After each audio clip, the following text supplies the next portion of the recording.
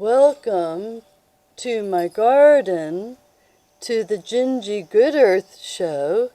I'm your host, Ginger Lily, and this is a GinGee GoodEarth production, Roman numeral 8, Part 20B, the director, GinGee GoodEarth. You can call me Ginger Lily and write to me at gibsongirls@mail.com. And I do try my best to answer all my fan mail. And today's date is August 10th, United States of America. Take love. And you can watch my picture show as I read on various topics today. And at the very end of all the other readings that I will be doing, I'll be reading a universal history of the United States of America. And we are still looking at the Stamp Act that caused the Revolutionary War among the 13 colonies of the Americas. And we will be looking at that, and we're working on our Chapter 7. We'll be working our goal to get to Chapter 7. It's about 170 pages. And I wanted to go over some quotes and some information, fact information on the honeybee. And again, this is a GinGee GoodEarth production, and I'm so welcome that you're here today. We have a lot to cover. And so let's take out the look and see glasses, and we're going to be reading. Here's the look and see glasses on Here's How by the Stoffers Restaurant Manual on Mixed Cocktails. And I'm going to read a quote right now by Swami Vivekananda. Take up one idea. Make that one idea your life. Think of it. Dream of it. Live on that idea. Let the brain, muscles, nerves, every part of the body be full of that idea, and just leave every other idea alone. This is the way to success. I think that's a really good point. Let's look over my stage setup. And there's a cheesecake on the picture show with all the different flavors of cheesecake. So that was a really great quote. And I'm going to read some beekeeping tips from my book, Honey for All, which you can purchase on Etsy.com. My store name is Wild Trout Lily. So, a honeybee can fly for up to 6 miles and as fast as 15 miles per hour. Hence, it would have to fly around 90,000 miles, 3 times around the globe, to make 1 pound of honey.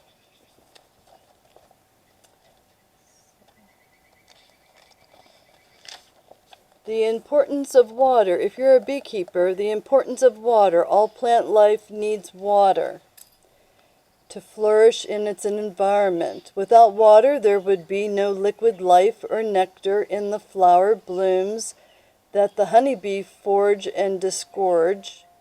Honeybees have to drink water to sustain themselves and the hive.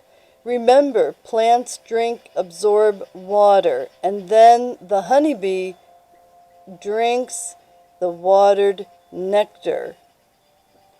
Amazing honeybee facts. The average honeybee will actually make only 1/12 of a teaspoon of honey in its lifetime. It takes about 556 workers to gather 1 pound of honey from about 2 million flowers. There is a responsibility to keep the beehive not only productive, but alive and healthy. Careful beekeeping maintenance is essential. And you can make sugar candy for the bees. 15 pounds of sugar, 3 pounds of glucose or white corn syrup, 4 cups of water, a half teaspoon of cream of tartar. Dissolve the sugar in the water by stirring and boiling the mixture until the temperature of the syrup rises to 242 degrees Fahrenheit or 115 degrees Celsius. Use a candy thermometer to monitor the temperature while heating the syrup. Let the syrup cool to 180 degrees Fahrenheit or 81 degrees Celsius. Then beat until thick. Pour the candy into molds lined with wax paper. Place the cake of sugar on 2 small 1/2 inch square strips of wood in an empty super above the cluster of the bees. Of course, we're talking about the man-made hives, and I'll show you a picture of what that looks like. A super, see the man-made hive? So let's see if we can see it over here better. But the man-made beehive, the drawers of the man-made hive contain supers, and that's where the honey is accumulated into the hexagon wax cells that the honeybee makes. So we cover the candy and the space around it with cloth or newspaper to keep it warm. Remove any remaining candy and feed syrup when the weather gets warm in March or April. So, just to reiterate, pour the candy into molds lined with wax paper. Place a cake of sugar on 2 small 1/2 inch square strips of wood in an empty super above the cluster of bees in the man-made hive. Cover the candy and the space around it with a cloth or newspaper to keep it warm. For an emergency feeding in early spring, use sugar candy for the honeybees. And then there's a cautionary fact. Feeding sugar syrup early in the spring is a strong stimulus for brood rearing for the honeybees. Colonies quickly become dependent on the food source. Thus, feeding must continue until weather conditions and floral sources allow the bees to survive without supplemental feeding. And again, I am reading from the book Honey for All by Gretchen J. Schmidt. I'm a registered dietitian. It's much more than a honeybee story. It includes poetry, recipes, and honey beekeepers' history. And you can purchase this on Amazon.com and also Wild Trout Lily Etsy.com, and that is my store front on Etsy.com, Wild Trout Lily, and all the books are made by hand. Okay, so I wanted to go over that. And I wanted to read from this old antique book on sexology. And again, I have many books. If you go to the very first videos that I have produced here on YouTube on GinGee GoodEarth, I go over all the books that I'll be reading. And I'll be reading segments and excerpts from different books until we read them all in entirety. But this book on sexology, I'm going to read the introduction.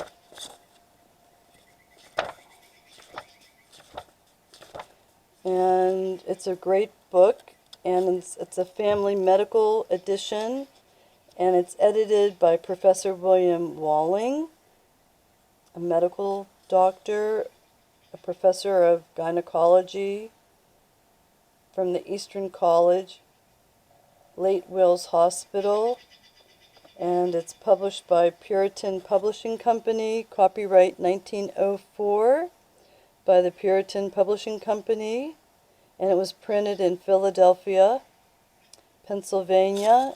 And again, Philadelphia was the heart of so much industry, including the book and literature industry, colleges and universities, also theater and television. and radio. So I wanted to go over, know the triggers for stress. And there's main types of stress. Stress is your body's reaction to the demands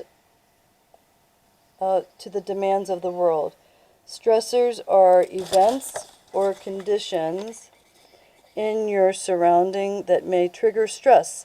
Your body responds to stressors differently depending on whether the stressor is new or short term.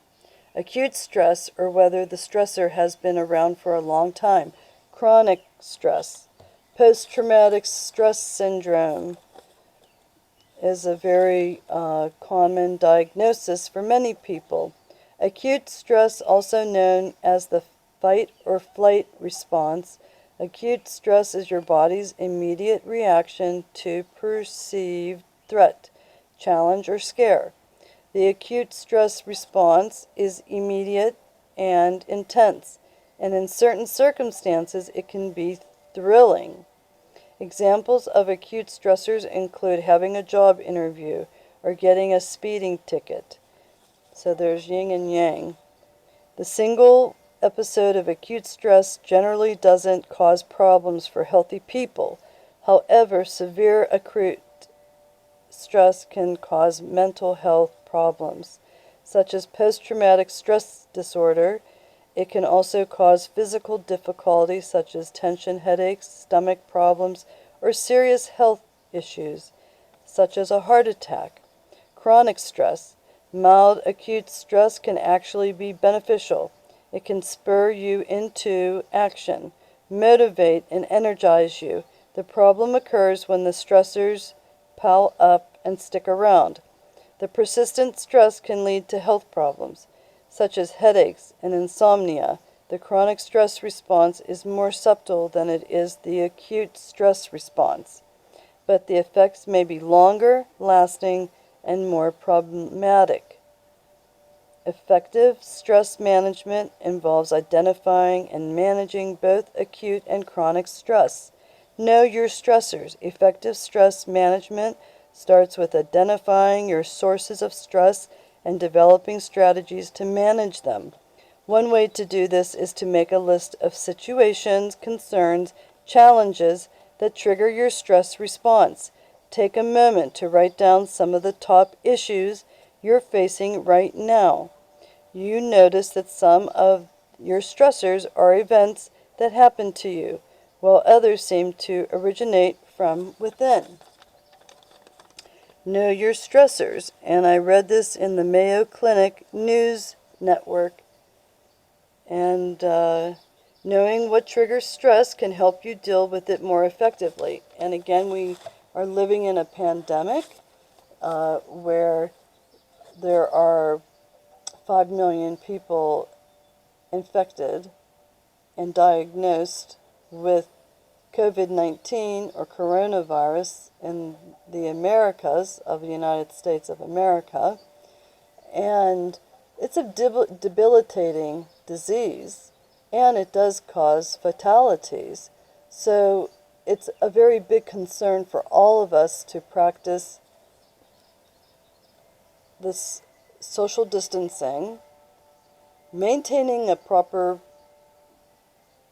management of our health, which includes an importance to adhering to a proper diet, ingesting highly nutritious foods to maintain the body in optimum performance.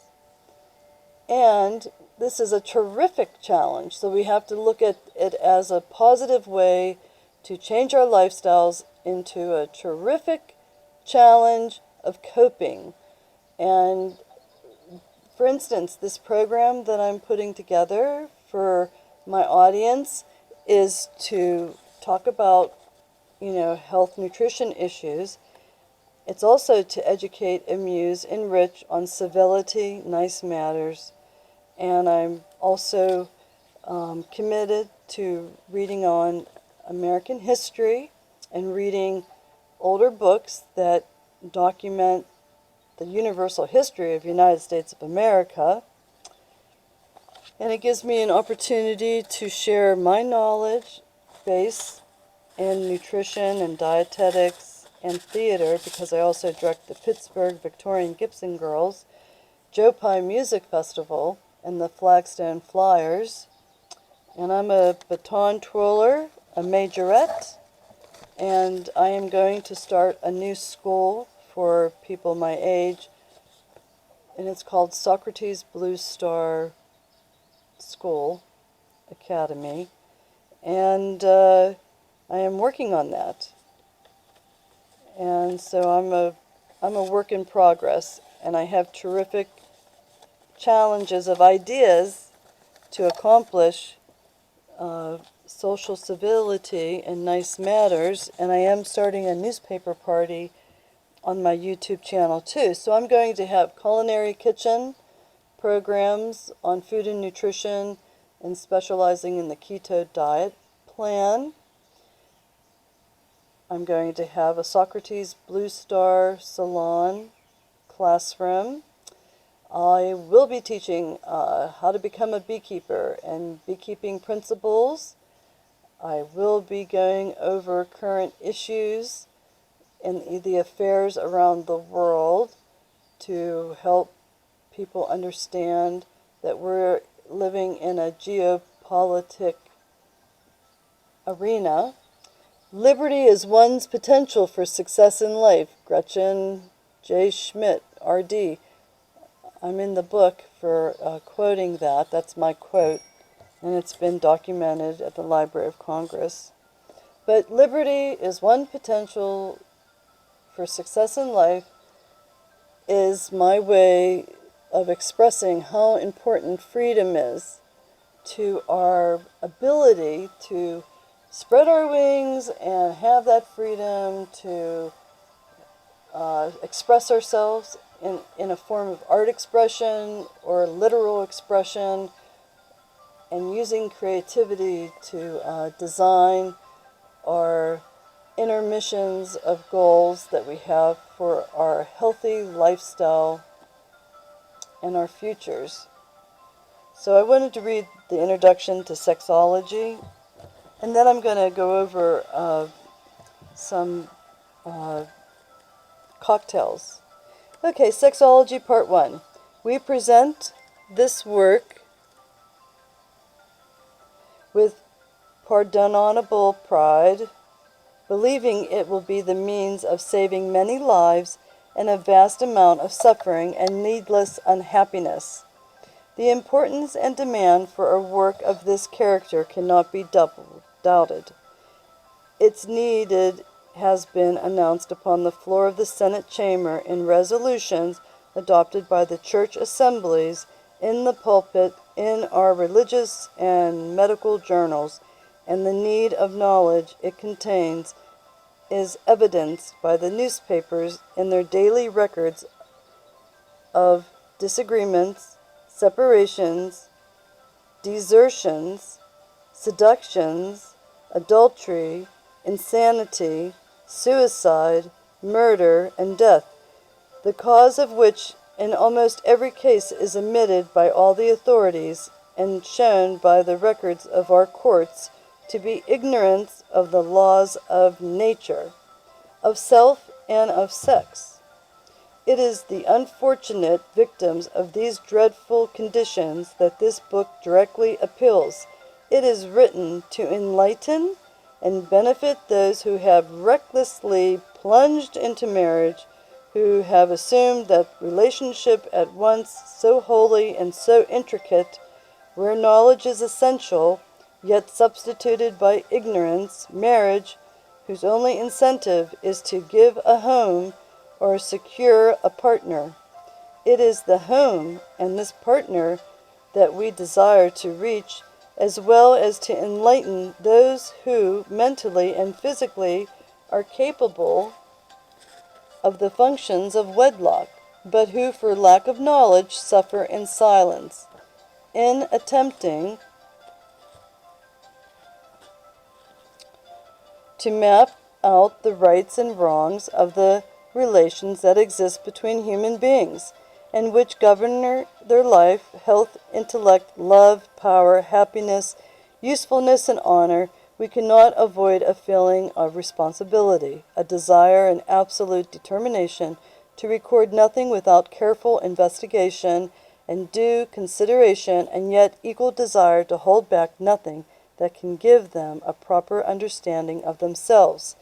It is far from our object to profane with open publicity the secrecy of holy matrimony, yet within the holy matrimonial state there exists a deplorable condition of sexual incompatibility, a frightful undercurrent of unhappiness, a feeling of wrong and outrage, which, although in many cases not admitted even to oneself, yet smolders on until it bursts forth into the flame of some one of the crimes referred to, which are, so we'll back up, we're going to go back. It is written to enlighten and benefit those who have recklessly plunged into marriage, who have assumed that relationship at once so holy and so intricate, where knowledge is essential, yet substituted by ignorance. Marriage, whose only incentive is to get a home or secure a partner, it is this home and this partner that we desire to reach, as well to enlighten those who are mentally and physically are capable of the functions of wedlock, but who for lack of knowledge suffer in silence. And the things that happen are recorded in the newspapers, and these are disagreements, separations, desertions, seductions, adultery, insanity, suicide, murder, and death, the cause of which in almost every case is admitted by all the authorities and shown by the records of our courts to be ignorance of the laws of nature, of self, and of sex. So this book is trying to aid you into understanding sexology. Okay, that's what it's called. Sexology. Okay, can you see that? Sexology. Okay.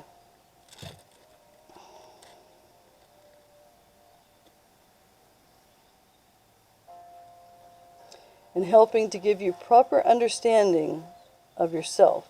In attempting to map out the rights and wrongs of the relations that exist between human beings and which govern their life, health, intellect, love, power, happiness, usefulness, and honor, we cannot avoid a feeling of responsibility, a desire, an absolute determination to record nothing without careful investigation and due consideration, and yet an equal desire to hold back nothing that can give them a proper understanding of themselves.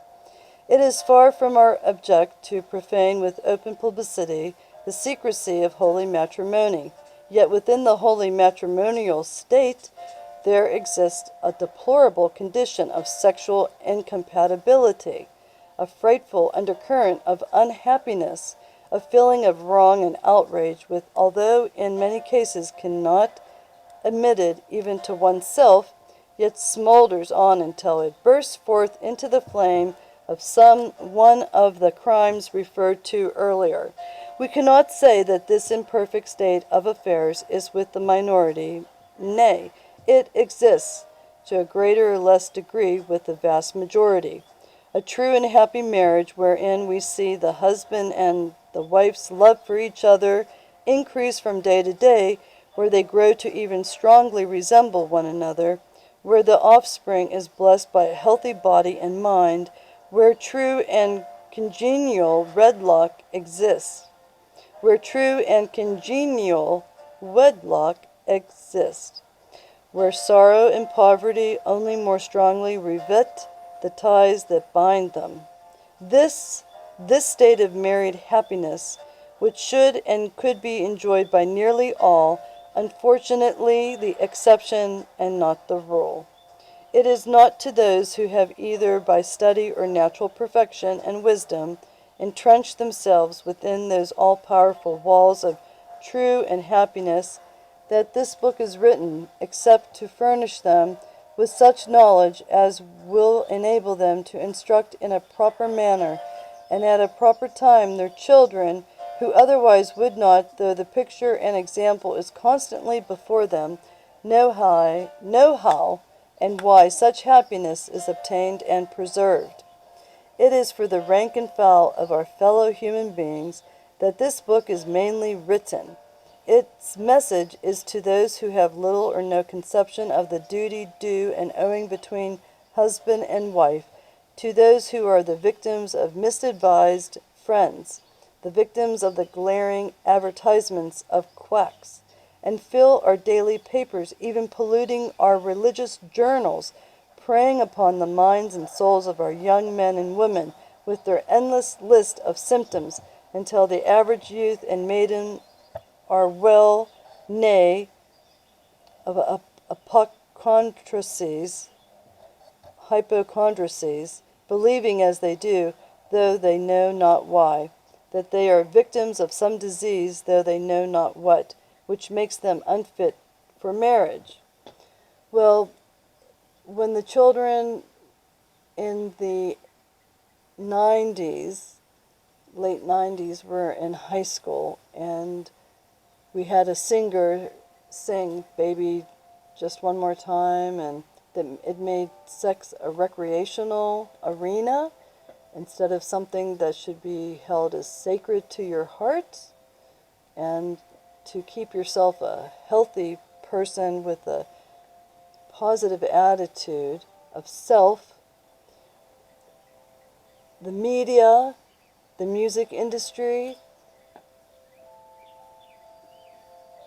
sent a message out that you didn't need to get married, that sex is a recreation act, and it's something that's not a holy or sacred performance.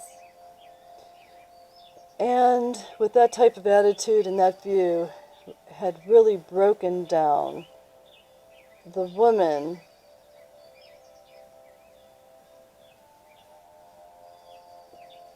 into a fear-bearing person, and it created a lot of fears of distrust and alienation toward the opposite sex, because she feared marriage more than she should have because of the publicity of what filled our daily newspapers. And again, legalizing abortion and all of that, making it sound like you can just erase a mistake, is the absurd.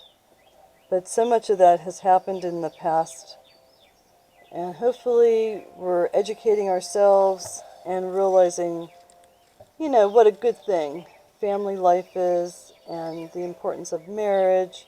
And I think this book on sexology, because I'm not going to know all the answers, I'm only a dietitian, but I am a grandmother, and I have years of life experiences, and I'm very sad-hearted about the things that happened in the American society that pulled away from the family, and again, creating reasons for the American people to go to war when there was no reason, and the fact that we had false flags and how that role played on our mind.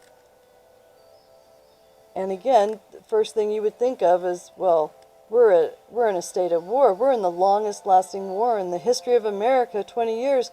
Who wants to start a family when we're in a state of war? I mean, even that reason alone, to halt your dream, your American dream. And here's the ad for the American dream. The American dream is to raise a family, be a part of the American dream, and have good work and scholastic education, and be a part of your community. Okay, so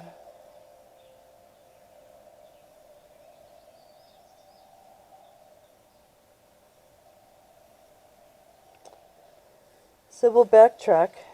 It is for the rank and file of our fellow human beings that this book is mainly written. Its message is to those who have little or no conception of the duty due and owing between husband and wife, to those who are victims of misadvised friends, the victims of the glaring advertisements of quacks that fill our daily newspapers, even polluting our religious journals, preying upon the minds and souls of the young men and women with their endless list of symptoms until the average youth and maiden are well nigh hypochondriacs, believing as they do, though they know not why, that they are the victims of some disease, though they know not which makes them unfit for marriage. To them we give the gems of knowledge, and gleaned from the entire field of standard literature and from documentary evidence of eminent European and American men and women, physicians, professors, lawyers, preachers, and other brilliant minds, whose far sight led them to the investigation of a subject which means the life and honor of our nation, the health and happiness of our people.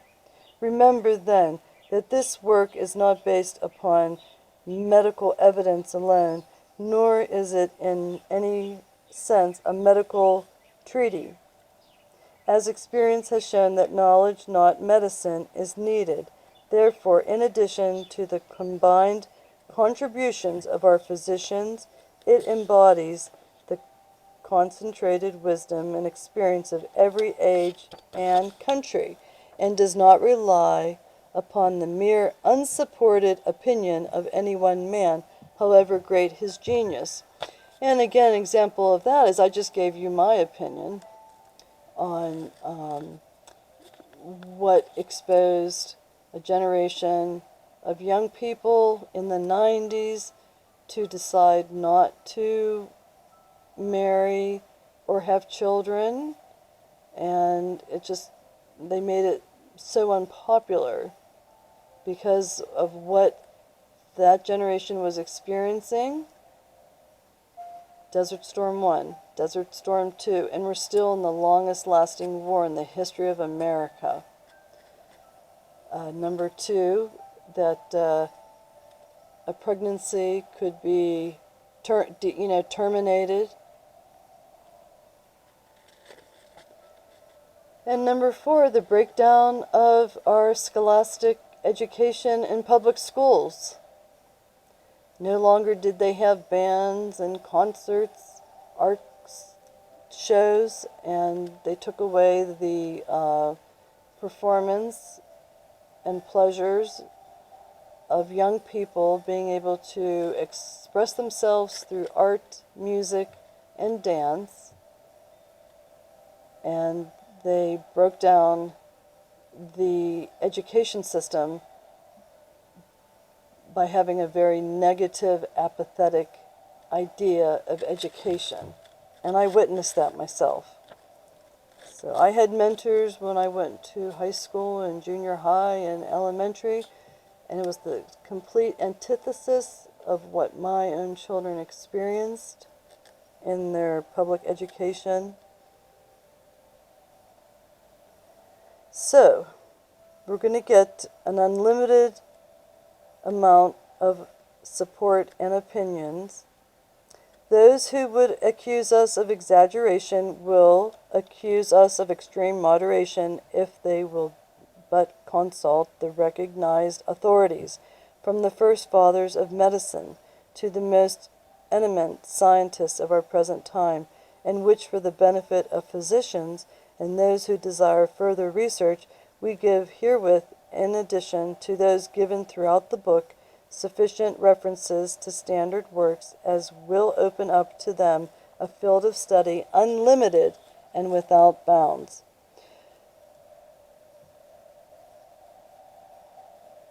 Hippocrates Arterus, Hoffman, Ludwig, Levis, Harbinger, C.K. Mills, Palmer, Hurst, Glabian, Garden, Sexual Hygiene, Clinic Publication, Brown on Divorce, Manual of Legal Medicine. These are just some of the references that we'll be able to use. Above all, let it remember that we have not written to please. Had such been the ambition, the author would have selected a widely different class of subjects. We have written to instruct, and we assure our readers that to heed our instructions is their only route to happiness. What greater service could we hope to render our fellow creatures than to declare to them the revelations of science in a language deprived of ambiguity and cleared up the mist of technology? That's a very cool sentence. We hope to render our fellow creatures. What greater service could we hope to render our fellow creatures than to declare to them the revelations of science in language deprived of ambiguity and cleared of the mists of technology? Those who shall seek in our pages the gratification of libidinous curiosity will be disappointed, but better still, they will be scared. Their terror will prove eminently salutary, for in describing the evils of sexual excesses and unnatural practices, we point with the finger of authority which they dare not despise at the deplorable consequences involved, consequences with none may escape. Indeed, in the whole range of science, there is nothing more inevitable than the dangers we have described.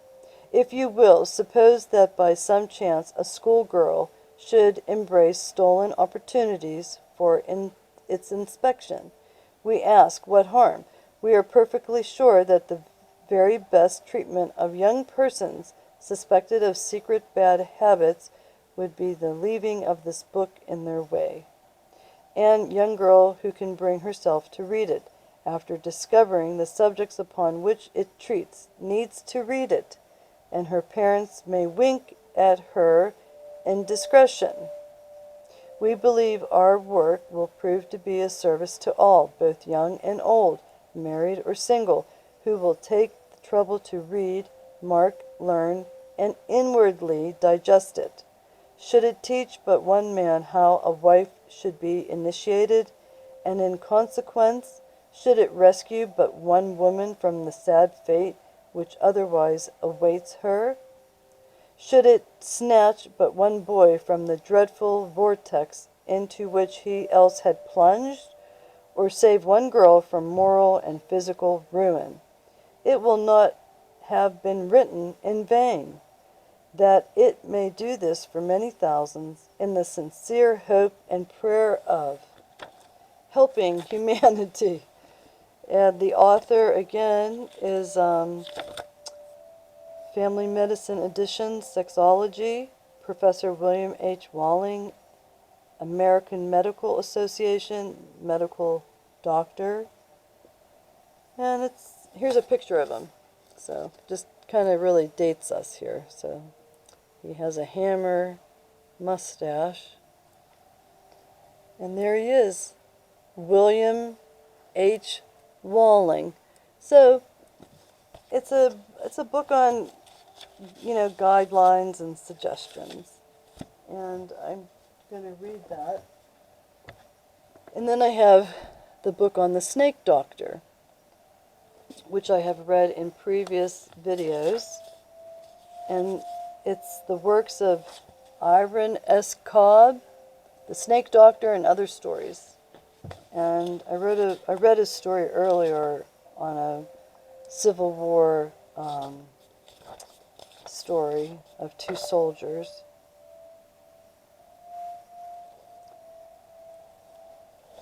And so I'll be reading that too. We have a long winter. We have a long winter. And then I also have, this book was sent to me as a gift, 1491, New Revelations of the Americas Before Columbus. And then again, I have to read the introduction to A Universal History of the United States of America, and it goes over everything about Columbus, his whole history. So I'm going to read that again. I actually only read half of it until Columbus became an issue in current events. So I will be reading that. There was something else I remember that I was supposed to talk about, and that was to finish up the story on Pat Catan's. So I have a artistic director, Charles Specht, and he was the president of the Pittsburgh Miniature Society for 27 years and did all the decorating and preparations for the debutante balls at the William Penn Hotel, downtown Pittsburgh, and also did all the window displays for Saks Fifth Avenue of Pittsburgh and Gimbel's of Pittsburgh, which are now closed.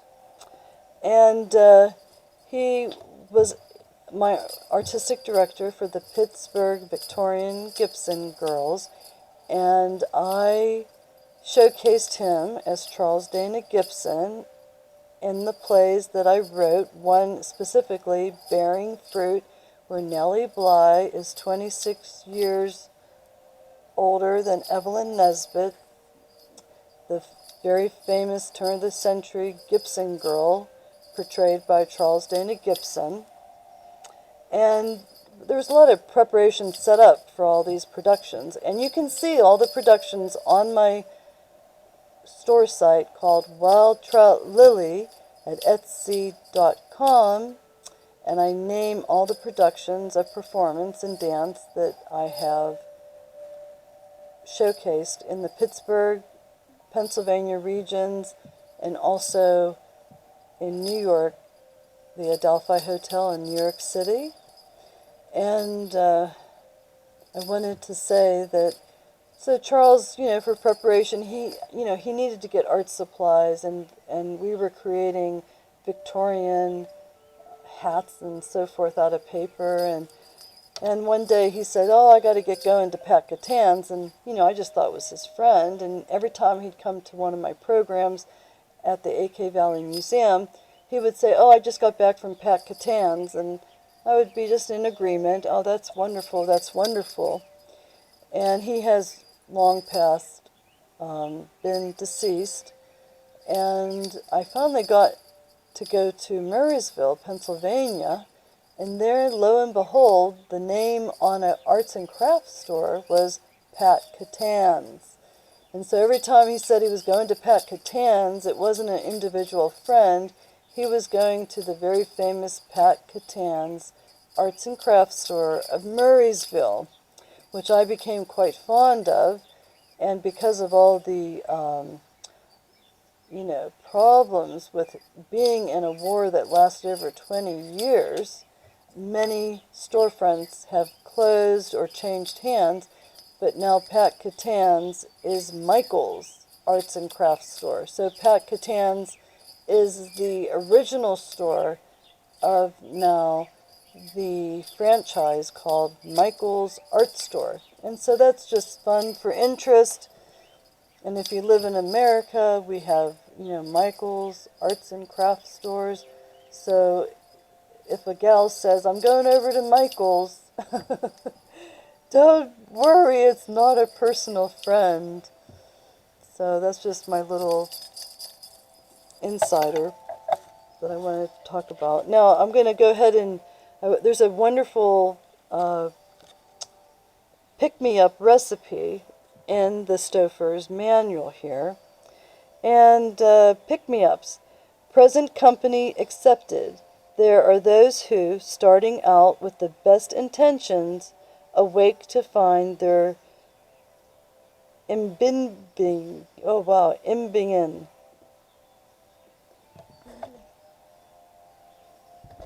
It's IMBIBING. Imbibing. of the previous evening has descended upon them in the form of morning after calamity, hardly to be borne. For this sad state, some people insist that the sooner they look about them for the rejuvenator in the form of a pick-me-up, the better. So we're talking about pick-me-up. So the morning after drinking, how you feel. A lot of people go for Bloody Marys in the morning with celery stick. But this book is suggesting other pick-me-ups. So I'm going to read that paragraph again. Present company accepted. There are those who, starting out with the best intentions, awake in the morning to find their imbibing of the previous evening has descended upon them in the form of a morning after calamity, hardly to be borne.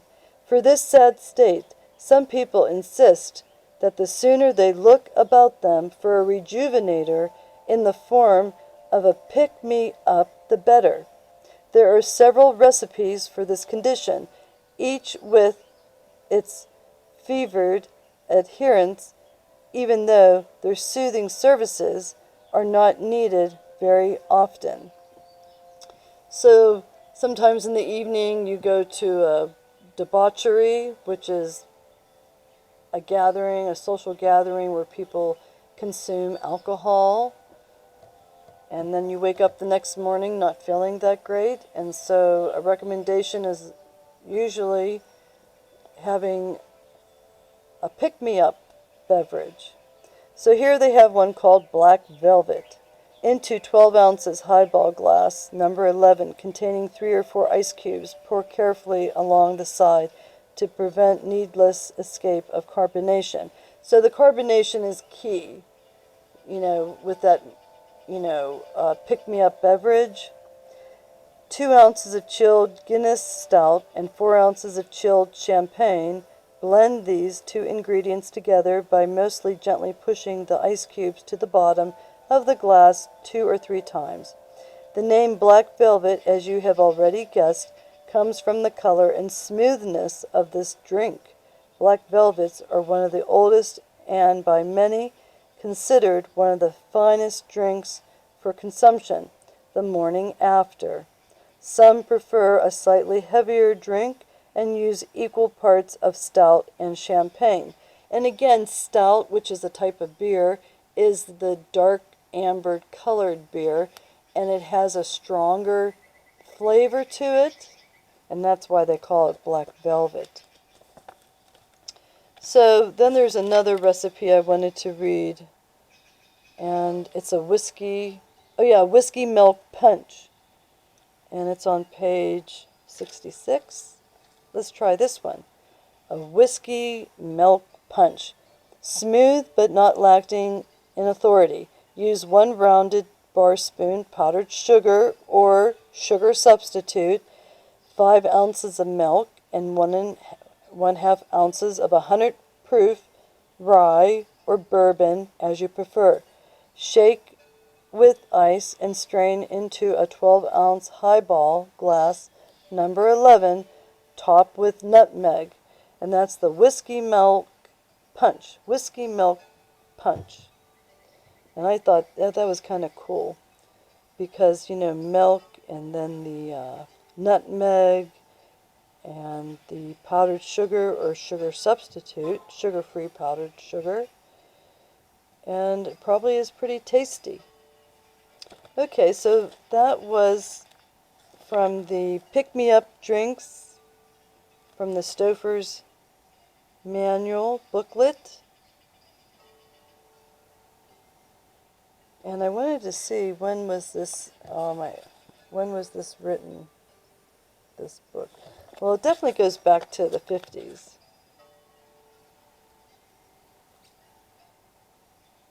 So, it said the title, they go, Stoffers, Beverages for You Who Enjoy the Finest. And so I have 2 of those books. And I took all my restaurant management classes from Brian Herron.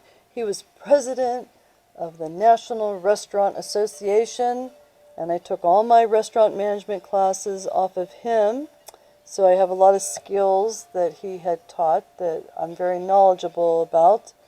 And again, I worked as a clinical dietitian in over 5 hospitals, and I helped manage the hospital restaurants and also their menu planning throughout the facilities. And I very much enjoyed my experiences. It's a great career, so look into it. If you're a young person and want to get into hospital management, or you want to go back to school as a non-traditional student, and you're finished raising your family and so forth, and you want to get back into the restaurant industry, now just imagine what the specs are going to be for working with infection control and the pandemic of 2020 and the food safety protocols that you have to follow. It's going to be a terrific challenge, but I believe that it can be managed if you focus on safety prevention. I think you should succeed. It's just something that we all have to realize, that we have to have food safety, positive sanitary conditions, safeguarding lives. We have to think of all those variables every day. Safeguard lives, safeguard your life. So, without further ado, now I'm going to start reading. Let's see in the look and see glasses, what do we have here? And I do have the program ready for the next cat poetry session. And I'm hoping, here's the American flag. See, in my look and see glasses, the American flag. And we have orchids on the shelf coming over the laptop. And I have my Brazilian doll and my Mexican first American and a Victorian woman and a Revolutionary soldier.